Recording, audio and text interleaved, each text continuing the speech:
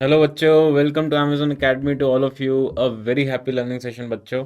आज का जो टॉपिक है हमारे डिस्कशन का वो है फोटो इलेक्ट्रिक इफेक्ट। तो बच्चों बहुत ही इंपॉर्टेंट टॉपिक है ये मॉडर्न फिजिक्स का, जिसको हम आज डिस्कस करने वाले हैं। So let us see what is the lesson structure. तो बच्चों हम डिस्कस करेंगे फोटो इलेक्ट्रिक इफेक्ट क्या है, what is the photo electric equation given by Einstein, experimental study of photo electric effect, saturation current, stopping potential की चर्चा करेंगे और कुछ इफेक्ट्स देखेंगे बच्चों, जैसे intensity of light on photo current, potential on photo current, and the effect of frequency of incident radiation on stopping potential. तो बच्चों let us quickly go on to what exactly is photoelectric effect. ना बच्चों बहुत ही साल पहले around 1880s में कुछ ऐसे एक्सपेरिमेंट्स करे गए, जिसमें ये पता चला बच्चों कि कुछ मेटल्स के ऊपर अगर there are some high energy EM waves incident, for example UV rays. तो अगर यूवी रेज को हमने एक जिंक प्लेट के ऊपर बच्चों इंसिडेंट कराया, so it was observed that there are some electrons which are coming out of this metal plate. Okay, तो बच्चों इस फिनोमिना को हम फोटो इलेक्ट्रिक इफेक्ट का नाम देते हैं, और यही हमने यहाँ पे डिस्क्राइब भी किया। So a phenomena in which emission of electrons from the surface of certain substances, जब सूटेबल रेडिएशंस होनी चाहिए बच्चों with certain frequency and wavelength, जब उसके ऊपर हम इंसिडेंट कराते हैं।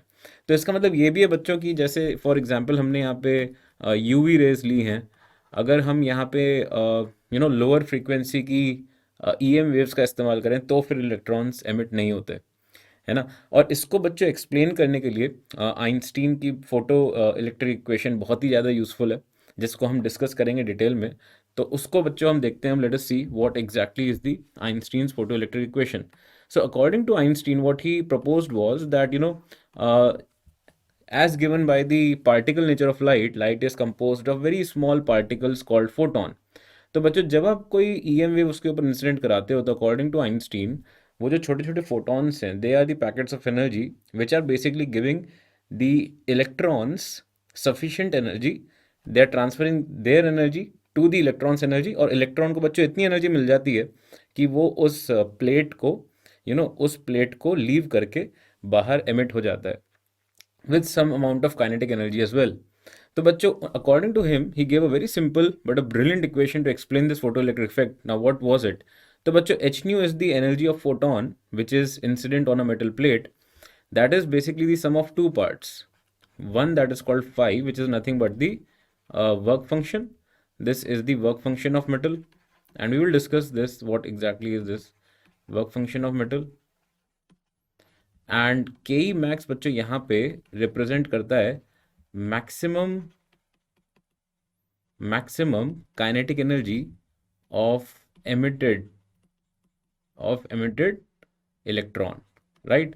तो बच्चों ये हम यहाँ पे बोल सकते हैं कि यू you नो know, एक पर्टिकुलर टाइप ऑफ फ्रीक्वेंसी होनी चाहिए, मतलब अमाउंट ऑफ फ्रीक्वेंसी होनी चाहिए, उसके ऊपर अगर फ्रीक्वेंसी है तभी यहाँ पे बच्चों जो इलेक्ट्रॉन है वो एमिट होगा।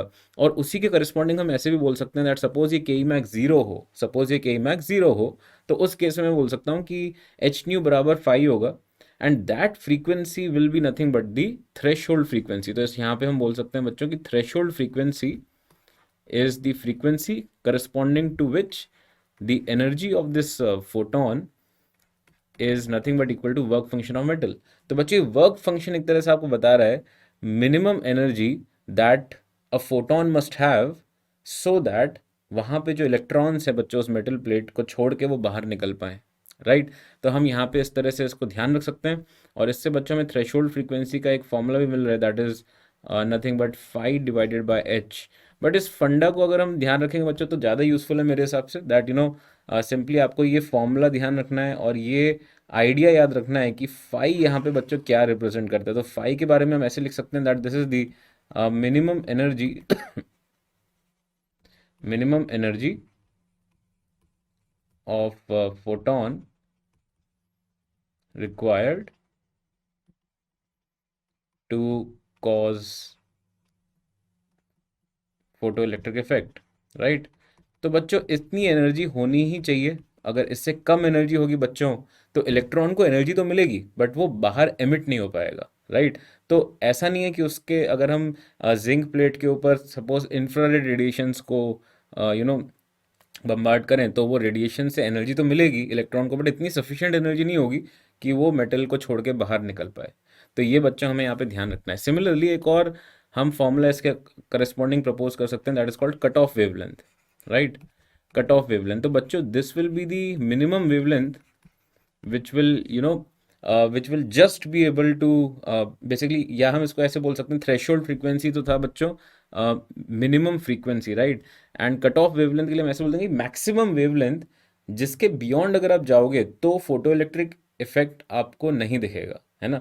ऐसा क्यों बोल रहा हूँ मैं, बिकॉज बच्चों हम ऐसे लिख सकते हैं कि जो थ्रेशोल्ड फ्रीक्वेंसी है that is nothing but c divided by lambda, right. तो यहाँ पे बच्चों सेम फॉर्मूला अगर हम यहाँ पे पुट कर दें फाई अपॉन एच का, तो इधर से मुझे बच्चों कट ऑफ वेवलेंथ मिल जाएगा h c upon phi. Okay, तो अगेन जैसे कि मैंने आपको बताया पहले भी, these two are useful, but I would say that understand the theory behind it, and it's a very simple theory, right. मतलब you just have to memorise this photo electric equation given by Einstein to remember everything associated with it. अच्छा, अब हम सोच discuss करते हैं कि के E max क्यों लिखा। तो बच्चों इसमें ऐसा फंडा है, जैसे मान लीजिए एक मेटल प्लेट है and there are thousand photons which are bombarded over it. This is a very low number, but I'm just taking an example. And they all have the same energy, right? For example, we take phi जो है बच्चों मान लेते हैं वो 4 eV है, और H new जो बम्बार्ड किया हमने वो मान लीजिए 5 eV के करस्पॉन्डिंग एनर्जी हर फोटोन की थी। तो आइडियली होना ये चाहिए बच्चों की सारे इलेक्ट्रॉन्स जो बाहर निकले सबकी एनर्जी 1 eV होनी चाहिए, बिकॉज दोनों का डिफरेंस के ई मैक्स हो गया, है ना। बट बच्चों ऐसा नहीं होता। तो के ई मैक्स बोलने का मतलब है कि this is the maximum possible के, बट यहाँ पे जब आप देखोगे इलेक्ट्रॉन्स को जो निकल रहे हैं बाहर, so they will have energy ranging from 0 to 1 eV। और ऐसा भी नहीं होगा कि 1000 फोटॉन्स गिराए तो 1000 इलेक्ट्रॉन निकल गए। तो 1000 इलेक्ट्रॉन से करस्पॉन्डिंग कुछ इलेक्ट्रॉन निकलेंगे, हो सकता है 10-15 निकल जाएं। So that will give you the efficiency of this photo electric emission as well, कि जितने इलेक्ट्रॉन्स एमिट हुए डिवाइडेड बाय जितने फोटॉन्स आपने इंसिडेंट कराए, राइट। तो इन चीज़ों को हम ध्यान रखेंगे यहाँ पे, और बहुत ही सिंपल चीज़ें, डायरेक्ट चीज़ें, and you get direct questions in exam as well. So I hope that you remember these things, right. अब बच्चों इसमें इसको हम यहाँ पे लिख भी लेते हैं एक बार फिर, that H C in fact H nu is equal to 5 + ke max, ठीक है। और जैसे मैंने आपको बताया phi is nothing but H into nu threshold, and that is equal to H C divide by lambda cut off, ठीक है। इसके अलावा मैंने आपको बताया था efficiency eta is equal to number of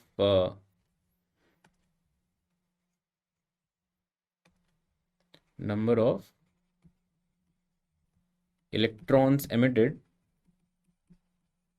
divided by number of photons incident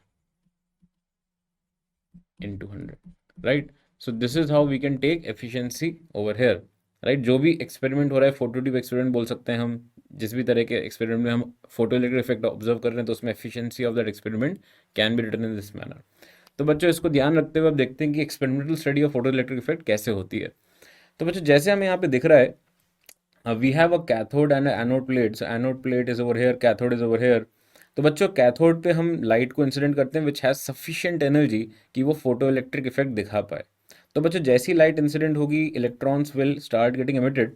और बच्चों जैसे मैंने आपको बताया के ई मैक्स जो है वो रेंज करेगा, तो डिफरेंट डिफरेंट के ई के इलेक्ट्रॉन्स निकलेंगे। And if you observe over here, जिस तरह से टर्मिनल्स बना रखे हैं बच्चों, यहाँ पे पॉजिटिव टर्मिनल है और यहाँ नेगेटिव, राइट। सो बच्चों इलेक्ट्रिक फील्ड की वजह से जो फोर्स लग रहा है वो टुवर्ड्स राइट लग रहा है। तो this field will actually help, this is basically the direction of force. Field is opposite to that because this is a negative charge. तो बच्चों ये जो फोर्स है ना, this will help the electrons to reach the anode plate. तो उस पर धक्का लगेगा, वो एनोड पे पहुंच जाएगा, राइट। तो बच्चों हमें ये ध्यान रखना है कि इस एक्सपेरिमेंट में obviously there are certain things which are associated with it. जैसे हम ये बोल सकते हैं कि बच्चों अगर हम टर्मिनल्स को उल्टा करेंगे तो क्या होगा, कितना करंट फ्लो करेगा, बिकॉज अभी तो हमें दिख रहा है साफ साफ कि current is in the direction of flow of positive charge. तो जिस तरफ इलेक्ट्रॉन फ्लो कर रहे हैं उसके अपोजिट करंट का फ्लो है, तो करंट इस तरह से आएगा। है ना। अब ये करंट जो है वो कितना बढ़ा सकते हैं हम, कितना हो सकता है, उसका डिस्कशन हम आगे करते हैं। बट जैसे कि मैंने आपको बताया, इसमें भी हम एफिशिएंसी को इस तरह से डिफाइन कर पाएंगे, है ना, that is the number of electrons emitted divided by number of photons incident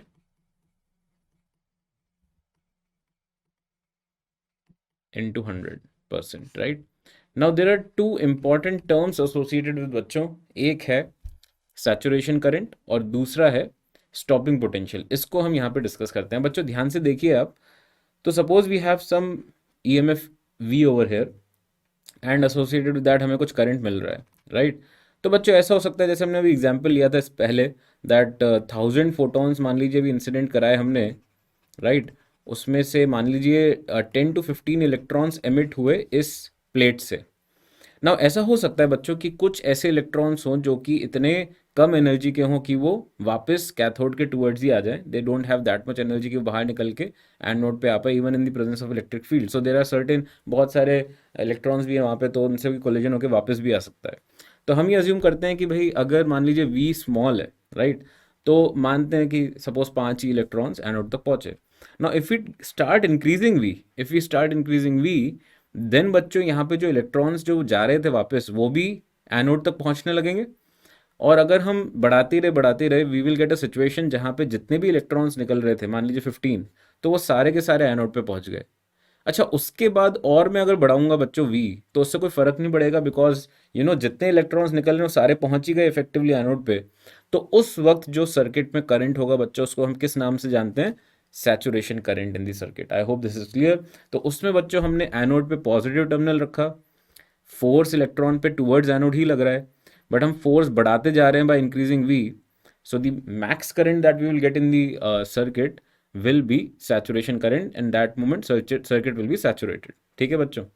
अच्छा, दूसरा इसमें जो टर्म है बच्चों, जो मैंने आपको बताया स्टॉपिंग पोटेंशियल, उसके लिए हम एक चेंज करेंगे सर्किट में बच्चों, कि यहाँ पे ये जो टर्मिनल्स है उसको रिवर्स करेंगे। ठीक है, उसको कर देंगे रिवर्स। तो बच्चों ऐसे में क्या होगा कि जो 15 इलेक्ट्रॉन निकल रहे हैं उनको अब जो फोर्स लगेगा बच्चों, वो अपोजिट डायरेक्शन में लगेगा। मतलब वो क्या कर रहे हैं, फोर्स इफेक्टिवली अपोजिट लगा रहे हैं इलेक्ट्रॉन के मोशन जो हमें चाहिए जिस तरफ, उसके अपोजिट। तो जो बच्चे जो इलेक्ट्रॉन निकल रहे थे बच्चों इसमें 15 के आसपास, उसमें से बिना बैटरी के अगर मान लीजिए 5 पहुंच पा रहे थे, now because of this opposing force हो सकता है उस 5 से अब 2 ही पहुंच पाए, 3 वापस से कैथोड में चले जाएं। बच्चों फिर मैं अगर इस अपोजिट पोटेंशियल को और बढ़ाऊंगा, तो ऐसी सिचुएशन आ सकती है कि एक भी इलेक्ट्रॉन एनोड तक नहीं पहुंचे। उस उस पोटेंशियल को हम क्या नाम दे देंगे? Stopping potential. जिस पोटेंशियल पे जस्ट एक भी इलेक्ट्रॉन नहीं पहुंच पाया, उस पोटेंशियल को हम क्या नाम दे देते हैं? Stopping potential. तो बच्चों ये इफेक्टिवली तब होगा जब आप एनोड को नेगेटिव टर्मिनल बना दोगे और कैथोड को पॉजिटिव, है ना। वेयर सैचुरेशन करंट के लिए आप एनोड को पॉजिटिव रख रहे हो और कैथोड को नेगेटिव। इस बात का आपको ध्यान रखना है। तो बच्चों यही हमने यहाँ पे लिखा भी है। So the limiting current such that further increase in anode voltage causes no further increase in current is the saturation current, right? So we discussed this in detail, and the stopping potential refers to the voltage difference to stop electrons from moving between plates and creating a current। तो कोई electron नहीं पहुंच पाएगा और बच्चों कोई current create नहीं कर पाएगा, उसको हम क्या बोल देंगे? Stopping potential. अब अगर हम फॉर्मूला लिखें बच्चों स्टॉपिंग पोटेंशियल का, तो वो क्या होगा सोच के देखें। अगर मैं याद करूं तो अभी मैंने पीछे H nu, right, H nu is equal to 5 plus K E max लिखा था, right. And this was the situation जो हमने पीछे लिखी थी, that is the Einstein's photo electric equation, right. तो सेम इक्वेशन है। अब बच्चों हम क्या कर रहे हैं कि जब स्टॉपिंग पोटेंशियल हम लगा रहे हैं, तो ये पूरी की पूरी जो के ई मैक्स है, वो एक तरह से वोल्टेज डिफरेंस की वजह से उसने इस के ई मैक्स को नेगेट कर दिया, है ना। तो ये के ई मैक्स बराबर हो जाएगा बच्चों ई वी एस के, where V S is nothing but the stopping potential, right? This Vs is the stopping potential. So we have a new form of formula for us that you know h nu is equal to 5 plus EVS। ये अब हमें बच्चों ध्यान रखना है ना। तो EVS से अपन अगर VS भी लिखना चाहें तो ये ऐसा कुछ आ जाएगा, H by E into five into new minus five, है ना। इस तरह से हम वी एस को लिख सकते हैं in terms of frequency, right. तो बच्चों ये स्टॉपिंग पोटेंशियल की वैल्यू जो होगी उसमें मैंने जैसे आपको बताया था, उस वक्त एनोड को आपको नेगेटिव और कैथोड को पॉजिटिव रखना पड़ेगा, तो उसके करस्पॉन्डिंग ये पोटेंशियल का मैग्नीट्यूड आएगा, राइट। अब बच्चों हम देखते हैं what is the effect of potential on photo current. तो हमें बच्चों अब ग्राफिकल इंटरप्रिटेशन करना है, थोड़ा सा हम इमेजिन करते हैं इसमें कि कैसे फोटो करंट जो है वो V के करस्पॉन्डिंग वेरी करेगा। और बच्चों हम V पॉजिटिव मान रहे हैं कि हम एनोड को पॉजिटिव रख रहे हैं, और V नेगेटिव का मतलब एनोड को नेगेटिव रख रहे हैं। तो बच्चों जैसे हमने अभी डिस्कस किया, इसका जो ग्राफ है वो ऐसा कुछ लगेगा कि जिसमें V नेगेटिव में जब VS के मैग्नीट्यूड के बराबर होगा तो उस वक्त बच्चों ये करंट की वैल्यू ज़ीरो हो जाएगी। और बाकी इसमें जो बच्चों ग्राफ आता है वो कुछ ऐसे आता है, इस तरह से। And you can think about it कि ये सर्किट सैचुरेट क्यों हो रहा है, राइट। ये सर्किट ऐसे सैचुरेट क्यों हो रहा है। तो बच्चों अब आप सोचिए कि यहाँ पे जो करंट की वैल्यू है, राइट, ये जो करंट की वैल्यू है बच्चों, this is getting saturated, this is getting एक फिक्स वैल्यू पे ये सैचुरेट हो रही है। तो अगर मैं इसको IS1, IS2, IS3 बोलूँ, ठीक है, तो ये तीन सैचुरेशन करंट क्यों बनाए मैंने, मतलब एक कोई भी एक कर्व भी हम ले सकते थे, बट ये इस तरह से क्यों बनाया, बिकॉज दीज थ्री ग्राफ्स में डिफरेंस ये बच्चों सब कुछ वही है ना। फोटो ट्यूब एक्सपेरिमेंट वही है, सब सेटअप वही है, बट इसमें क्या चीज़ डिफरेंट है बच्चों, सोच के देखें। तो इसको हम ऐसे बोल सकते हैं कि टाइप ऑफ फोटोन सेम है क्योंकि VS में चेंज नहीं है, बट क्योंकि करंट बदल रहा है, इसका मतलब बच्चों इंटेंसिटी अलग अलग है। तो अगर ये करस्पॉन्ड कर रहा है I1, I2 और I3 इंटेंसिटी के, तो बच्चों यहाँ पे मैं बोल सकता हूँ कि इंटेंसिटी ऑफ लाइट जो होगी ना, इसमें जो इंसिडेंट लाइट है, right, intensity of incident light जो है बच्चों I1 की ज़्यादा है as compare to I2 and then I3। क्योंकि इंटेंसिटी ज़्यादा है बच्चों तो नंबर ऑफ इलेक्ट्रॉन्स जो निकल रहे हैं वो ज़्यादा हैं, तो इसीलिए जब वो सारे पहुँचेंगे एनोड पे तो जो करंट एसोसिएट करेंगे हम उससे वो भी ज़्यादा होगा, इसीलिए I1 greater than I2 greater than I3। तो इस बात को हम ध्यान रखें बच्चों। अब हम देखते हैं effect of intensity of light on photo current. तो अब अगर मैं डायरेक्टली ऐसे कंपेयर करूं कि what effect does you know intensity versus current में कैसा कर्व बनेगा, तो बच्चों इसमें बहुत ही सिंपल सा कर्व है। इसमें बिल्कुल एक स्ट्रेट लाइन होगा, तो जैसे जैसे आप इंटेंसिटी बढ़ा रहे हो तो करंट भी बढ़ रहा है, क्योंकि intensity is directly proportional to the number of photons incident. और अगर फोटॉन बढ़ रहे हैं तो बच्चों इलेक्ट्रॉन्स भी बढ़ेंगे, तो वो लीनियर कर्व बनेगा, it will be a straight line. And we can say that अगर आप इंटेंसिटी बढ़ाते रहोगे तो करंट भी उस सर्किट में बढ़ेगा, अज्यूमिंग कि आप फ्रीक्वेंसी वगैरह सब कुछ बाकी पैरामीटर्स सेम रख रहे हो, ठीक है। बहुत ही simple curve and quite logical is well, right. इसमें एक और इफेक्ट देखते हैं बच्चों, frequency of incident radiation on stopping potential. अब बच्चों अगर हम देखें, जो हमने पीछे बच्चों स्टॉपिंग पोटेंशियल का एक फॉर्मूला लिखा था उसको देखें यहाँ पे, तो VS इज H/E⁻⁵। तो अगर मैं VS is equal to H/E⁻⁵ लिखूं, then if I have to draw graph between VS and nu, तो बच्चों ये कैसा कर्व है। अगर मैं ध्यान से देखूं इसको तो ये y is equal to mx+c का ग्राफ बन रहा है, जिसमें c यहाँ पे बच्चों नेगेटिव है। इसका मतलब ये न्यू पॉजिटिव रखेंगे तब VS ज़ीरो आएगा, तो यहाँ कहीं आएगा ये, और इस तरह से स्ट्रेट लाइन बोल सकते हैं हम। और इसमें बच्चों H और E मैग्नीट्यूड्स लिख रहे हैं, तो ये दोनों पॉजिटिव ही हैं, तो ये स्लोप भी पॉजिटिव है। और क्वाइट लॉजिकल अगेन, अगर आप फ्रीक्वेंसी बच्चों एक थ्रेशोल्ड फ्रीक्वेंसी होनी चाहिए तब जाके कुछ VS का सिग्निफिकेंस आना शुरू होगा उसके बाद। और जैसे जैसे आप फ्रीक्वेंसी बढ़ाओगे बच्चों VS लीनियरली यहाँ पे बढ़ता रहेगा। So this is also good graph and we must all try and remember it. तो बच्चों इसको हम इस तरह से रिप्रेजेंट कर सकते हैं। तो बच्चों अब देखते हैं हम फोटो इलेक्ट्रिक इफेक्ट पे कुछ क्वेश्चंस।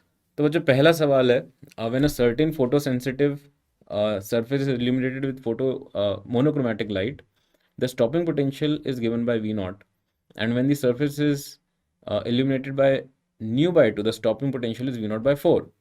तो थ्रेशोल्ड फ्रीक्वेंसी पूछी है, मतलब अगर हम फाई निकाल देंगे बच्चों तो थ्रेशोल्ड फ्रीक्वेंसी भी उससे आ जाएगा, है ना, क्योंकि फाई होता है बच्चों H into nu threshold, right. तो इसका हम इस्तेमाल करेंगे।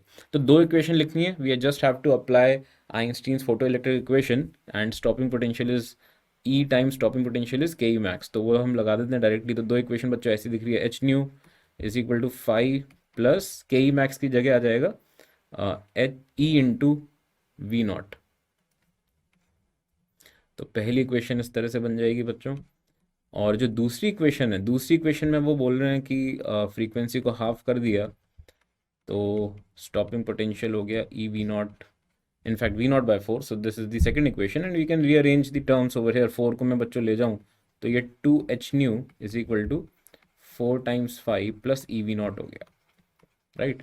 अब बच्चों मुझे इसमें 5 चाहिए, so just E V naught की वैल्यू सब्सटीट्यूट कर रहा हूँ नीचे, तो ये आ जाएगा 2h nu is equal to 4 5 plus h nu minus 5 and that will give you h nu is equal to 3 5 और 5 इज इक्वल टू आ गया बच्चों h न्यू डिवाइड बाय 3।